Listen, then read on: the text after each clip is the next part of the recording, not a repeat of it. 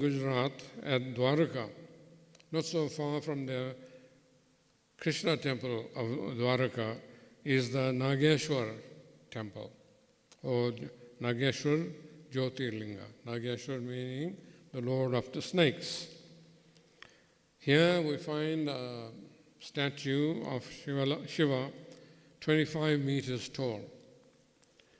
And around him is very prominent the king cobra, right, pointing to the fact that he is Nageshwar, the king of the snakes. So we're going to go quickly from there to Bhima Shankar, which is in Maharashtra. It's a district of Pune actually, and it is on the bank of the river Bhima. This shrine here was built by Bhima, not of the Pandavas, but a son of Kumbhakarna. Okay. And this is a very unusual temple because adjoining or directly opposite this temple of Shiva is a temple dedicated to Mother Parvati herself. And this shows actually the closeness of Shiva and Parvati. And here, Shivaratri is observed with great devotion, where thousands and thousands of devotees attend. Going from there, we go to Triambakeshwar, which is also in Maharashtra. It is on the Brahmagiri mountain, which is the source of the Godavari river. Here we find the three-eyed Lord. Shiva, with his eyes, three eyes, very prominent, okay, and he took residence there in answer to a prayer by Rishi Gautama. Inside that temple, we find three pillars, just three pillars, supporting this entire temple on the inside, or the roof of the temple on the inside. And these three pillars obviously represent the Trimurti. From there we go to Gishnareshwar, which is near the Ajanta caves at Aurangabad, which is also still in Maharashtra. Here, this temple has a very interesting facade. It is a stone-carved facade, unlike any other temples. And here, the legend connected here is this, that there was a very pious husband and wife. Husband's name was Sudharma, and the wife's name was Sudeha.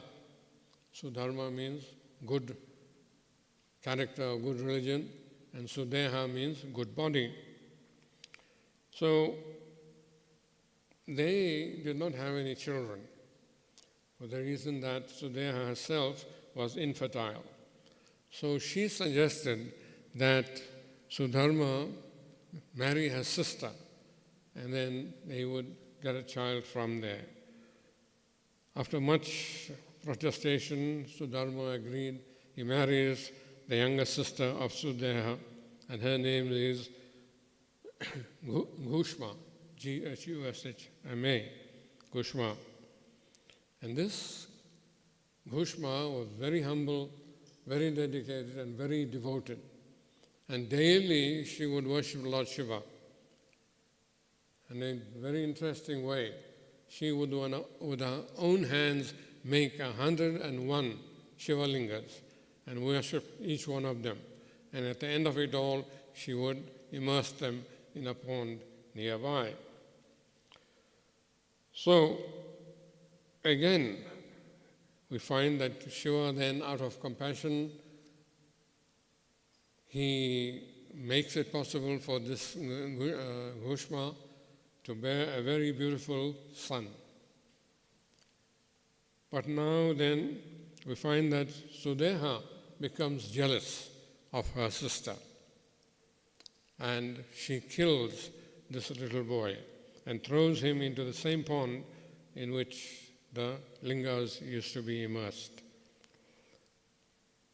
Everybody was quite in a tiz about what had happened, but Bhushma herself remained very calm, and she continued with her worshipping of Lord Shiva with the 101 lingas daily. So Shiva became once again compassionate on her and appeared there. And he asked Bhushma what she really required. You would think that she would have asked for her son to be returned to her, but she didn't ask for that. Instead she asked that her sister be forgiven for her sin. How selfless was Bhushma. So here then we find this temple in Gishnareshwar, the temple of the compassionate Lord. From Maharashtra we go to Jharkhand, which is next door to Maharashtra, to southeast almost. And here we find the temple of Vaidyanath. Vaidya in Sanskrit usually refers to a medicine man, a Vaidya. Okay? So here Shiva is known as the Lord of these medical people. Here what happened was that Ravana was present here, and he asked Shiva to accompany him to Lanka, to his kingdom there. But Shiva wasn't very easily taken by this invitation. He wanted to put Ravana to test. So he gave him a linga and said to him, you hold on to this linga, but never ever let it down on the ground. If that happens, then you will be in big trouble. So, very obediently, Ravan carried this linga with him wherever he went. But Lord Vishnu now was worried, that if Shiva were to go with Ravan to Lanka, then Ravan would be able to get him totally onto his side. He had been a very great devotee of Shiva, and Shiva had given him many boons, but now he might ask for one final boon, and it will be very difficult to overcome that situation. So Vishnu played many tricks on Ravana. So finally he became very tired and frustrated, so he left the linga down on the ground.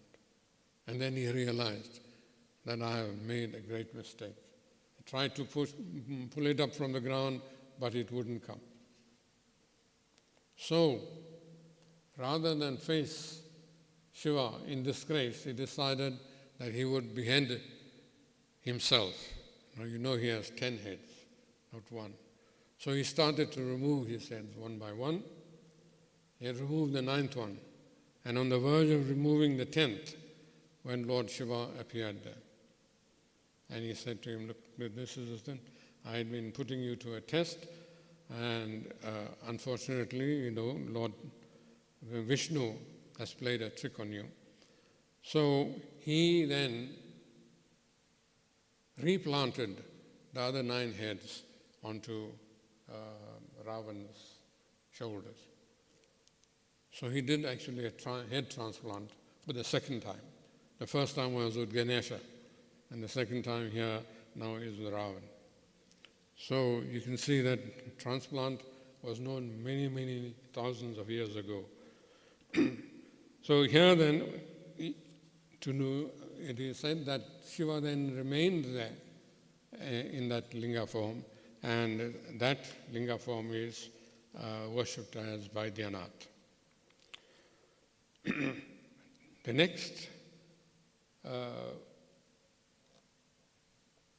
Jyotirlinga that we're going to visit is that of Maha, or the Lord of Time. This we find in Indore, which is in Madhya Pradesh, also quite close to Maharashtra and Jharkhand. Here it is said that a 5-year-old boy worshipped Shiva incessantly with great devotion, and Shiva then appeared before him and asked him what he wanted. And he said all that he wanted was that Shiva should be there in that area all the time, taking care of the people there. So this is, and he should be taking care of the health of the people above anything else. So it is said that when you go to this temple and you worship there, if you have any diseases, sicknesses, etc., if you pray, of course, with devotion and with concentration, your prayer will be answered. Kal actually also represents time. So we must know Mahakaleshwar is a Lord of Time. So he also is responsible for our longevity on earth. So people also go there and pray for long life, as if a short life is not bad enough. From there we go again to another Madhya Pradesh temple, and that is of Omkareshwar, which is in Bhopal. Right? It is on an island called Shivapuri, and this island is in the midst of the river Narmada. It is said here that Shiva was worshipped by Mandhata Rishi. He again, of course, with great devotion, worshipped Shiva for a very long time, and Shiva appeared there, and he, in turn, Mandhata, then requested that Lord Shiva stay there and take care of the welfare of the people there.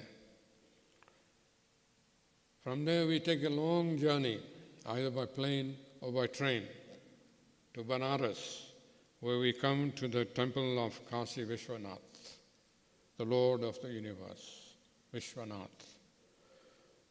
This is a golden temple, and it had been demolished by the Muslim marauders many times and rebuilt. And of course, recently, perhaps you know that that entire precinct has been revamped, the temple has been revamped, the area around it has been cleared, people have been moved out of there and so forth. So it is very easy nowadays to visit the Vishwanath Temple. When I went there in 2014, early in the morning at 4 o'clock, I had to go through a narrow passage in which the cows were sitting, and I had to ask them, please move aside and give me some space. And they actually are obliged. So they were clever cows. Right, so here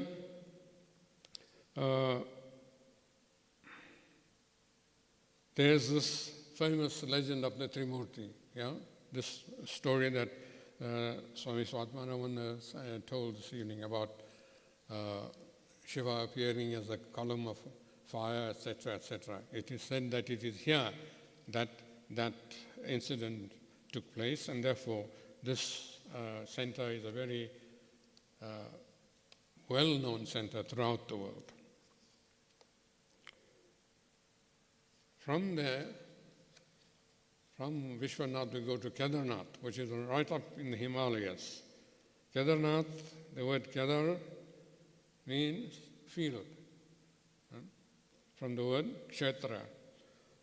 So the Lord of the field. Here we find that this temple is in the Rudraprayag district of Uttaranchal, the northmost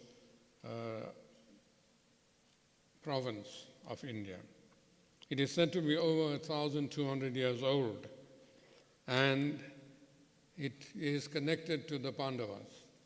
It is said that after the war, etc., and after remaining in the kingdom for some time, the Pandavas decided to relinquish all this and go in search of Shiva.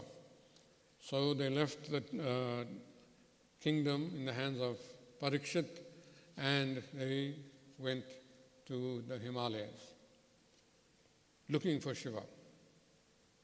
And it appears that Lord Shiva took the form of a bull. He disguised himself as a bull. However, Bhima was able to recognize him, and he caught hold of the bull by its tail and hind legs. And this bull then disappeared into the ground. And the Pandavas were very heartsore about that. Then he reappeared again in parts, and the hump appeared in where we find now the Kedarnath temple. So this is the hump of, when you visit there, remember that this is the hump of the bull. From there we go south to Rameshwaram, another shore temple situated in the village or the precinct of Rameshwaram in Tamil Nadu. Here we know the story of Ram and how he worshipped Lord Shiva here in order to overcome the sin that he had committed by killing a Brahmana. Because Ravana actually was a Brahmana and Rama had killed him. So to atone for that sin, he then established a Shiva Linga here. That Linga is there up to this day, and again, thousands of people visit it on a daily basis. The interesting thing is, at the entrance of this temple, there is a pillar on which is written the speech that Swami Vivekananda had given when he returned from America after going to Colombo and he came across to the mainland. His first place of entry was Rameshwaram. Finally, we go to Mallikarjuna. Mallikarjuna is a Jyotirlinga temple in Srisailam in Andhra Pradesh. Mallikarjuna means the shining jasmine. And it is said here that Kartikeya or Subramanya or Muruga was very happy, or very unhappy, that his parents had married off Ganesha, who was Riddhi and Siddhi and Buddhi. But he wasn't given any wife. So he was very angry and he left his parents and went off to where we now find Srisailam. And he lived there for some time. Then Shiva and Parvati went looking for him and they found him there and pacified him. And Shiva then chose to remain there as a linga from that time. This linga is worshipped daily with jasmines, and that is why it is referred to as the Mallikarjuna Jyotirlinga. So these are the 12 Jyotirlingas, and there are those people who make vows to visit these 12 Jyotirlingas in this lifetime. And it takes a lot to do that. It takes a great resolve to do that. But they feel at the end of it all that they have at least achieved something in this life, which indeed I agree with. It's better than sitting at home and doing nothing. With that, I conclude my little talk on Jyotirlingas. It is hoped that you now know a bit of these 12 Jyotirlingas, and that whenever you go to India, you'll make some effort to visit at least one or two of them. I have so far done 4, so I still got 8 to do. Om Sri Ram Krishna Arpanamastu.